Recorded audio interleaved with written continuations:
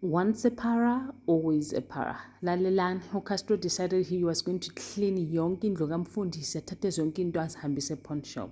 Well, now they had to call police to come and check and find out ukuthi kwenzakalani bayofuna nale para ubaphoyisa athi lalela lo mlamuli athi ayikho lento engizoyenza okumele nikwenze nina you must claim from umshwalense wenu, otherwise if you don't do that kahle kahle izinto senizihambile because you actually chose ukuthi ipara leli lizohlala la voluntarily.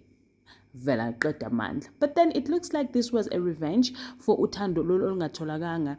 But then it looks like when it comes to Kaisa says no, this is not even about that, it's about ilovely angayitholanga. But Parrot, no, it's about what I've overheard and it hurt me so much. But then kuyafana izinto zakho ngizibuyisile. Habe, ladies and gentlemen, as you can already see, we're going to be reviewing Smoke and Mirrors.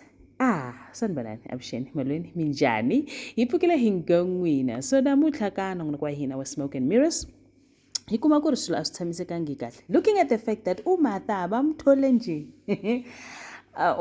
uthi uMr Mayor uJackson ukuthi bokukhwela umngani wami so the nje kwenzakala lo angazi lo mkhwelano wayenzakala and then uJackson came through. At some point I did not believe ukuthi uJackson was actually this was a real thing. I actually thought ukuthi uMartha noJackson bayiplanile lento le to a point where bathatha uSiza bambopha bahamba naye noMartha bafika esigangeni la khona wadubuleka uMartha. I don't know. For me, something just sounded like this was a stage play.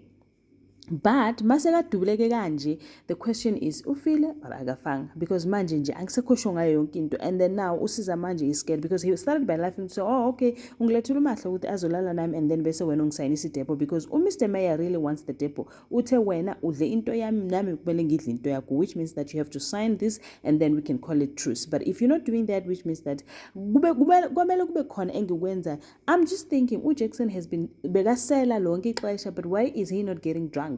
Well, I just don't like the fact that uSiza is gonna escape, but I'm just happy with the fact that uThandiswa ubalekile ukuphi I don't know.